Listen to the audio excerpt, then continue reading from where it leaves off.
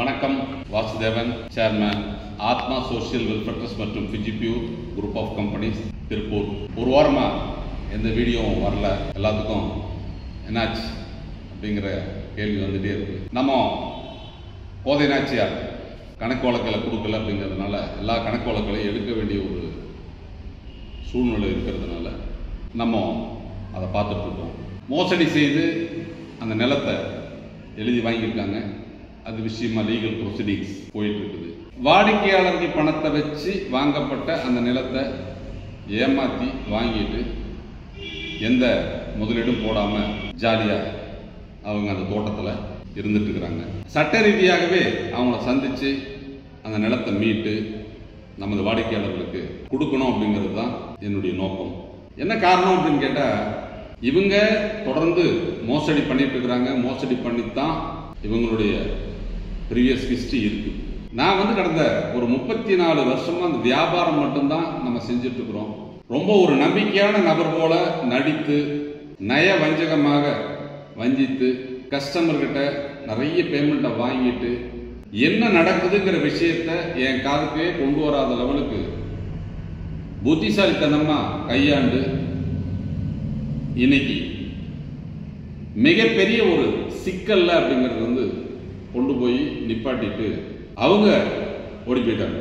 நமக்கு உண்மையாகவும் நேர்மையாகவும் வியாபாரம் செய்யணும் அப்படிங்கிறதுனால தான் அவர்களை போல நான் ஓடியல, பயந்து தலைமறைவாகல, வியாபாரத்தை வைண்டப் பண்ணல.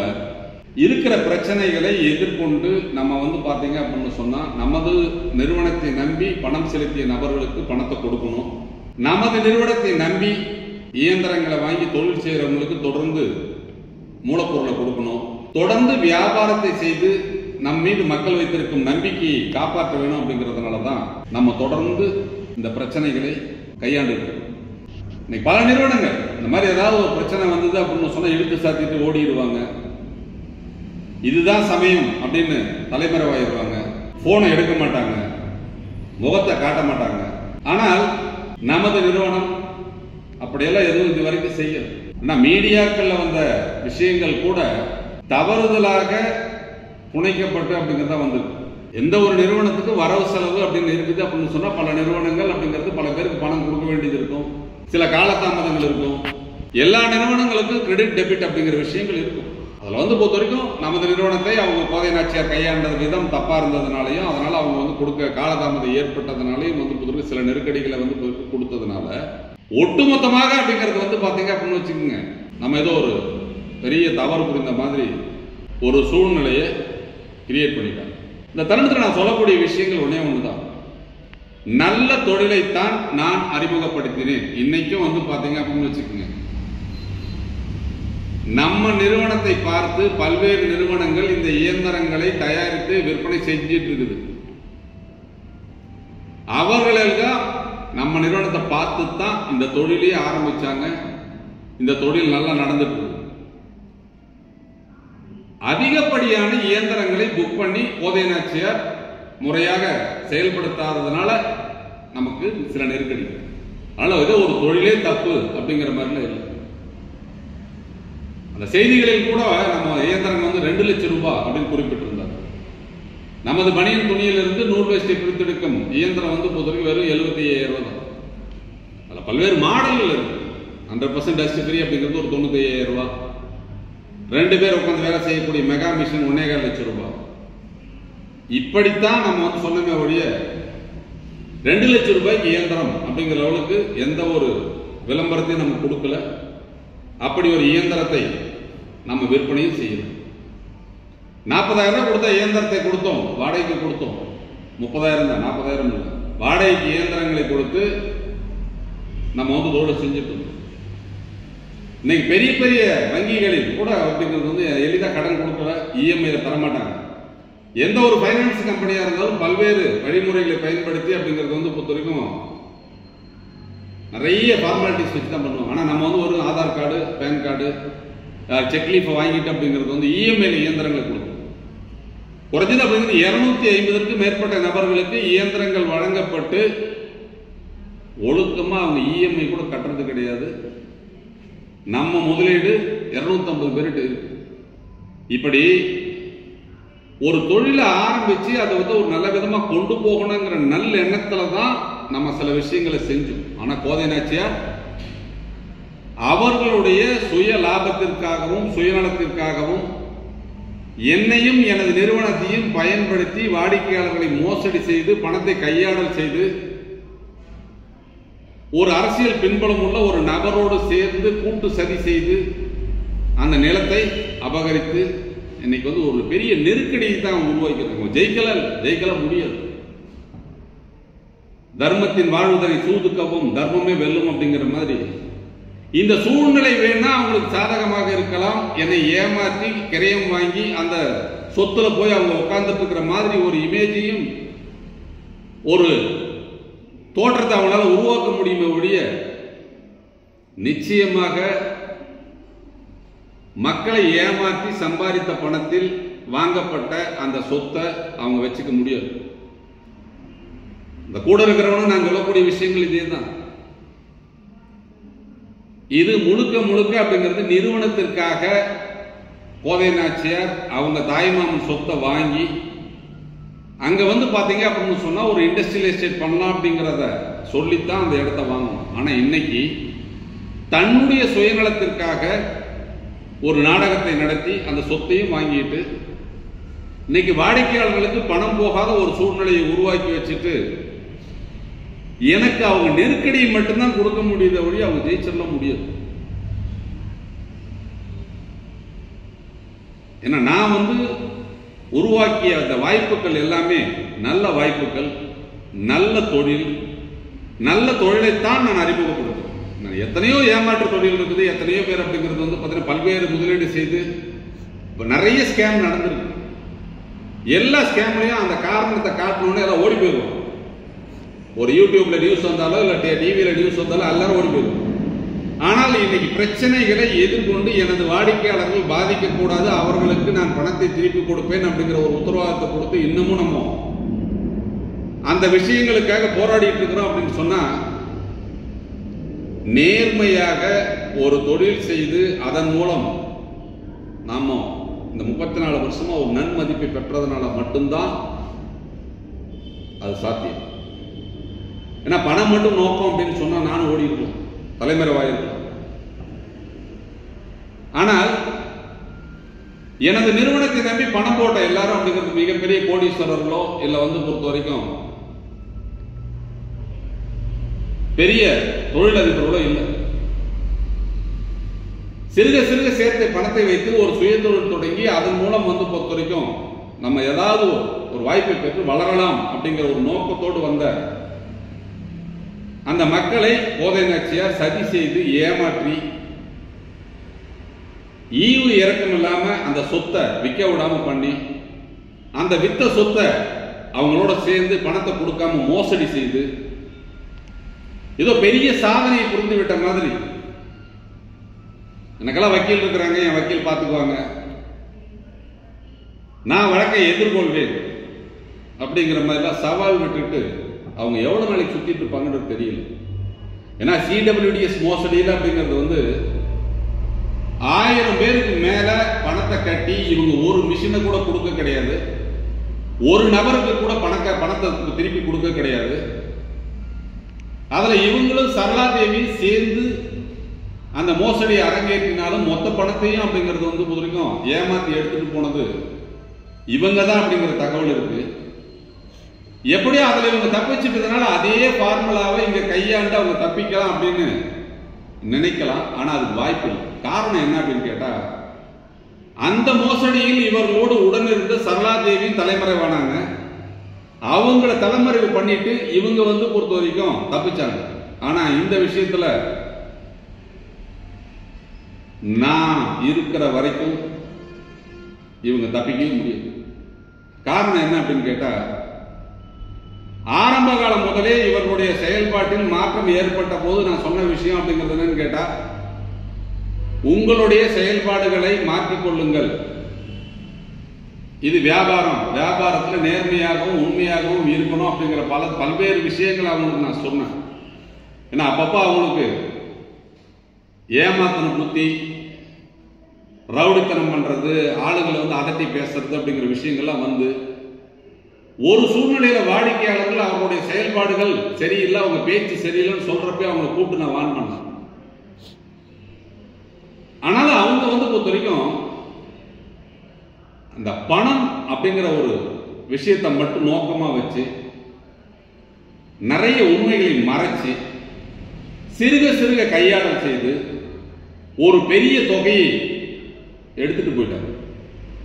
அப்ப கம்பெனியே ஒரு மிகப்பெரிய ஒரு நெருக்கடியில கொடுத்துட்டு என்னை வந்து பொறுத்த வரைக்கும் மிகப்பெரிய ஒரு சிக்கல்ல சிக்க வச்சுட்டு இவங்க போயிட்டா ஹார்ட் பேஷண்டான நான் ரொம்ப கலங்கிடுவேன், இதோட சாஞ்சிடுவேன். இவங்க எளிதா தப்பிச்சலாம் அப்படிங்கிறதுக்காக அரசியல் பின்புலம் உள்ள ஒரு மூன்றாம் தரம் எண்ணம் உள்ள ஒரு நபரோட சேர்ந்துக்கிட்டு பெரிய யோக்கிய நாட்டு அப்படிங்கிறது வந்து முதல்ல இந்த பிரச்சனைகள்லாம் அவனும் ஒரு பெரிய மனுஷன் அப்படின்னு போய் அவங்ககிட்ட நான் உட்காந்து சொல்றப்போ இந்த மாதிரி இவங்க பேச்சு கேட்டு இந்த இடத்தெல்லாம் வாங்கியாச்சு, மக்கள் பணத்தை வாங்கி இதுல முதலீடு போட்டாச்சு, இப்ப சூழ்நிலை சரியில்லை, அதனால இதை வித்து கொடுக்கணும் அப்படிங்கிற பட்சத்துல அதெல்லாம் ஒன்றும் பிரச்சனை இல்லை மாமா, நான் உங்களுக்கு எல்லாம் செட்டில் பண்ணி கொடுக்குறேன், இந்த பிரச்சனையில இருந்து உங்களை ரிலீஸ் பண்ண ஒன்றும் ப்ராப்ளம் கிடையாது, நீங்க விற்பனை செஞ்சாலும் அதை நான் வாங்கிக்கிறேன், அதற்குரிய தொகையை நான் கொடுக்குறேன், இருக்கிற பிரச்சனையை சால்வ் பண்ணுங்க அப்படின்னு பேசி நம்ப வைத்து கிரைய வாங்கிட்டு இன்னைக்கு ஏமாத்திட்டு பெரிய புத்திசாலி யோகிய நாட்டு அப்படிங்கிறது வந்து பொறுத்தவரைக்கும் வெளியே பேசிட்டு தெரிஞ்சிட்டு இருக்கு. அப்ப என்ன அப்படின்னு கேட்டீங்கன்னா மனுஷன் வந்து ஒரு வாழ்க்கையில யாரோ ஒரு நம்பித்தான் ஆகும். இப்படி எல்லாம் சம்பாதிச்சு என்ன போறான், ஏமாத்தி மக்கள் சொத்தை இல்ல வந்து ஒருத்த வந்து ஒரு சூழ்நிலை இப்படி இருக்குதுன்னு சொல்றப்ப வாங்க நான் பார்த்துக்கலாம், நான் ஆச்சு, நான் உங்களுக்கு ஹெல்ப் பண்றேன், உங்களுக்கு கூட இருந்து இந்த பிரச்சனையை சால்வ் பண்ணி தரேன்னு நம்பகமா பேசி ஒரு நட்போட ஒரு உறவோட பேசுற ஒருத்தர் நம்பித்தானே ஆகணும். கடவுள் பாக்கியில எப்ப பார்த்தாலும் பட்டையும் கோட்டையும் கட்டிக்கிட்டு அப்படிங்கிறது சாமி சாமி சொல்றேன், அந்த சாமி மேல சத்தியம் பண்ணி அவனால சொல்ல முடியுமா நான் முழு பணத்தையும் நான் கொடுத்துட்டேன்னு சொல்ல பார்க்கலாம். நானும் பஞ்சாயத்து ஆளுங்களை வச்சு பேசினேன், ஆமா நான் ஏமாத்துறது உண்மை, நான் கரையை பண்ணிட்டு பணம் கொடுக்கல அப்படின்னு ஒத்துட்டு போயிட்டா. ஆனா அடுத்த 2 நாள் அப்படின்னு திரும்பவும் மாற்றம், சொத்தை அபகரிக்கணும் அப்படிங்கிற எண்ணம் மட்டும்தான் அவங்ககிட்ட இருக்கு. உலகத்துல எவ்வளோ பேர் பார்த்தாச்சு, எவ்வளோ பேர் அப்படிங்கிறத அடிச்சு கொடுங்க, எல்லாரும் வந்து என்ன நிலைமையில செத்தான் எந்த நிலைமையில வாழ்ந்தா அப்படிங்கறத வந்து பொறுத்தவரைக்கும் வரலாறு நிறைய இருக்கு. அடுத்தவன் ஏமாத்தில பொழைச்சதான் அவன் சரித்திரமே கிடையாது. இன்னைக்கு வேணா ஜெயிச்ச மாதிரி தெரியல, என்ன ஏமாத்துற மாதிரி தெரியல. அவன் கும்பிடுற அந்த கடவுள் என்ன தண்டனை அவனுக்கு கொடுப்பார் அப்படிங்கிற விஷயத்த நம்ம பார்ப்போம். ஏன்னா எனக்கு வந்து இறை நம்பிக்கை உண்டு, முழுசா நான் ஒருத்தனை நம்புறேன் அப்படின்னு சொன்னா எல்லாம் சொல்லலாம். என்ன எல்லாரும் கேட்டாங்க, நீ என்ன பைத்தியக்காரனா, ஒருத்தங்கிட்ட பணம் வாங்காம ஒரு நம்பிக்கையில கிரையம் பண்ணி கொடுக்கலாமா? வாழ்க்கையில நம்பிக்கை வச்சு அதை துரோகம் பண்றான் வாழ்ந்ததா சரித்திரமே கிடையாது. இன்னைக்கு அவன் ஏமாத்துறதா அப்படிங்கிறது என்னை கிடையாது. ஒரு 200 குடும்பத்தினுடைய வைத்தறிச்சல அப்படிங்கிறது இந்த கோதை நாச்சியாரும் கோபியும் வந்து புதுமைக்கு சேர்ந்து சம்பாதிச்சிருக்காங்க. அவங்க என்ன ஏமாத்துறாங்க. இந்த நிலம் வந்து பொறுத்தவரை என்னோட நிலம் கிடையாது.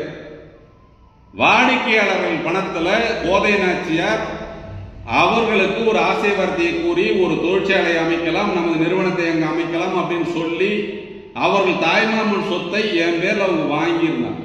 இன்னைக்கு அவங்களுக்கு வந்து பொதுவாக அந்த பணத்தை திருப்பி கொடுக்கணும் ஒரு நிலை வரும்போது அந்த இடத்தை வித்து கொடுக்கலாம்னு சொல்றப்போ அதெல்லாம் வந்து பொதுவாக முடியாது, அந்த இடம் எனக்கு வேணும்னு அவங்களோட சேர்ந்து மோசடி பண்ணி கிரையை வாங்கிட்டு இவங்க என்ன ஏமாத்துறத புத்திசாலித்தனம் நினைக்கிறாங்க. இது புத்திசாலித்தனம் கிடையாது. அதனால பக்கா அயோக்கியம். வாழ்க்கையில வந்து பொதுவாக ஒருத்தன் நம்புறான் அப்படின்னு சொன்னா அவனுக்கு நீங்க இழக்கக்கூடிய துரோகம் அப்படிங்கறது வந்து பாத்தீங்கன்னு வச்சுக்கீங்களா 7 ஜென்மத்துக்கு அப்படிங்கிறது நீங்க எத்தனை கோயிலுக்கு போனாலும் சரி உன் வம்சமே அப்படிங்கிறது வந்து பொதுவாக இந்த பாவத்துக்கு பதில் சொல்லித்தான் ஆகும். நீங்க சம்பாதிக்கக்கூடிய அந்த பணம் வந்து பொறுத்தவரைக்கும் உனக்கும் உன் குடும்பத்துக்கும் உன் பசங்களுக்கும் உன் எதிர்காலத்துக்கும் அப்படிங்கிறது நிச்சயமா உதவும். தர்மமான முறையில் நியாயமான முறையில் சம்பாதிக்கக்கூடிய பணம் மட்டும்தான் ஒருத்தருக்கு வந்து பொறுத்தவரைக்கும் கூட இருந்து காப்பாற்று. அது கோதையா இருந்தாலும் சரி, கோபியா இருந்தாலும் சரி. நான் உங்கள் மீது வைத்த நம்பிக்கைக்கு துரோகம் செய்து என்னை ஏமாற்றி அபகரித்த இந்த சொத்து ஏன் சொத்து இல்லை. 200 பேர் பணத்தில் வாங்கப்பட்ட அந்த சொத்தை கோதை நாச்சியார்ங்கிற ஒரு தனிப்பட்ட ஒரு நபர் அவருடைய சுயநலத்திற்காக கோபியை பயன்படுத்தி நயவஞ்சகம் பேசி நம்ப வைத்து கிரயம் வாங்கி கொண்டு பணத்தை கொடுக்காமல் ஏமாற்றியதால் அவர்கள் புத்திசாலி கிடையாது. இறைவன் இருக்கிறான். நான் இறைவனை நம்புகிறேன். இப்பவும் சொல்றேன், என்னை விட அதிக பக்தியோடு சாமி கும்பிட்டு இருக்கிற அந்த நபர் மனசாட்சிக்கு பதில் சொல்லட்டும். உண்மையிலே பணம் கொடுத்துதான் கரையை வாங்கினாரா? உண்மையிலேயே எங்கிட்ட அப்படிங்கிறது பேசியபடி அவர் பணத்தை கொடுத்தாரா? மனசாட்சி அவனை தூங்க விடாது. காரணம் என்ன தெரியுமா? ஏமாத்தின டெய்லி சாராயம் குடிச்சுட்டு தான் தூங்கியாகும். ஏன்னு கேட்டீங்கன்னா மனசாட்சி அவனை தூங்க விடாது. அதெல்லாம் நிம்மதியா அப்படிங்கிறது வந்து தூங்கணும் அப்படின்னு சொன்னா நியாயத்தோடு சம்பாதிக்கணும், நியாயமா இருக்கும். நம்பிக்கையோட நான் இந்த பிரச்சனையை சால்வ் பண்ணி தரேன் அப்படிங்கிற ஒரு நம்பிக்கையில அவரை நம்பி நான் உட்கார்ந்து பேசி, அட யாரோ ஒருத்தர் நம்பித்தான் ஆகணும். நட்பு அப்படிங்கிற அடிப்படையில் எவ்வளோ ஒருத்தர் நம்ம நம்பித்தான் ஆகணும். கூட இருக்கிற எல்லாருமே முதுகுல குத்துவோம் அப்படின்னு நினைச்சா வாழ்க்கையில் யாரையுமே நம்ம வந்து குத்துருக்கோம் நம்பாம வாழவே முடியாது. ஏதோ பெரிய சாதனையை புரிஞ்சிட்ட மாதிரி அவங்க நடந்துட்டு இருக்கிறாங்க. கடவுளோட கோர்ட்ல உனக்கு தண்டனை உண்டு. கடவுளோட கோர்ட்ல நீ தப்பிக்கவே முடியாது. என்னை நீ ஏமாத்திட்டு தான் நீ வந்து பொறுத்த வரைக்கும் கொக்கரிச்சிட்டு இருக்கலாம். உன் நண்பர்கிட்ட கும்மாளம் அடிச்சு பேசலாம், சரக்கு அடிச்சுட்டு வேக்கானம் பேசலாம், எல்லா விஷயமும் நீங்க செய்யலாம். ஆனால் நீ கும்பிடுற அந்த ஆறுபடை முருகன்கிட்ட அப்படிங்கிறது நீ தப்பிக்கவே முடியாது. உன்னுடைய வாழ்க்கையில் ஒரு சூரசம்காரம் நடக்கும். நீ ஏமாற்றப்பட்ட அந்த நிலம் உனக்கு நிச்சயமா பயன்படாது. நீ வீழும்போது நீ செய்த பாவம் உன் பக்கத்தில் வந்து நிற்க, கவலைப்படாது. 200 பேருடைய பாவத்தை சம்பாதிச்சிருக்க இந்த கோதை நாச்சியார் சூழ்ச்சி செய்து சதி செய்து நிலத்தை அபகரித்து அதன் மூலம் வந்து பொறுத்த வரைக்கும் அந்த இடத்துல போய் உட்கார்ந்துட்டு அவங்க சந்தோஷமா இருக்கிறத நினைச்சிட்டு இருக்கிறாங்க. என்னடா வீடியோ வரல இருந்தாலும் என்ன ஆயிட்ட இருக்கேன்.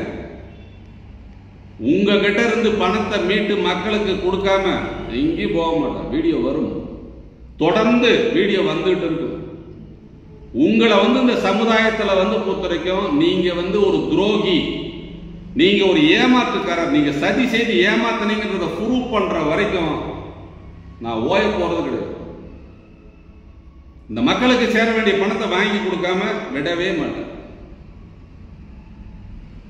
இப்போ காலம் கெட்டு போயிடல. மரியாதையா சத்தியத்துக்கு கட்டுப்பட்டு மனசாட்சிக்கு கட்டுப்பட்டு நீங்க செய்த துரோகத்தை உணர்ந்து பணத்தை கொடுத்து வாடிக்கையாளர்களுடைய பாவத்திலிருந்து மீண்டுங்க. ஏன்னா இது என்னை ஏமாத்துற என் தனிப்பட்ட ஒரு நபருடைய பாவமும் சாபமோ கிடையாது. 200 பேருக்கு மேற்பட்ட குடும்பத்தினுடைய பாவத்தை சம்பாதிக்கிறாங்க. உங்களை நம்பினதுனால எல்லாரும் இன்னைக்கு என்ன பண்றாங்க, என்னை கோமாளி நினைக்கிறாங்க. எப்படி அவனை நம்பி கையெழுத்து போட்ட? அவன் யாரா வேணாலும் இருக்கட்டும், பணம் வாங்காம ஏன் கையெழுத்து போட்ட? என்னையா பணம்? நம்பிக்கை இல்லாத வந்து பொறுத்த வரைக்கும் ஒருத்தனை நம்பி சொல்றேன்னா அவன் நம்பிக்கைக்கு துரோகம் பண்ற. நீ எல்லாம் வந்து பொறுத்த வரைக்கும் இதுக்கு மேல நீ கோடி கோடியா சம்பாரிச்சு நீ என்னத்தை வாழ போற? பல கோடி சம்பாரிச்சு பல சொத்து சம்பாரிச்சு அப்படிங்கிறது எத்தனை சாம்ராஜ்யம் விழுந்திருக்கு. எத்தனை பேர் வந்து கோடிக்கணக்கான சம்பாரிச்சு வச்சுட்டாங்க. செத்ததுக்கு அப்புறம் என்ன ஆனா? நன்றி.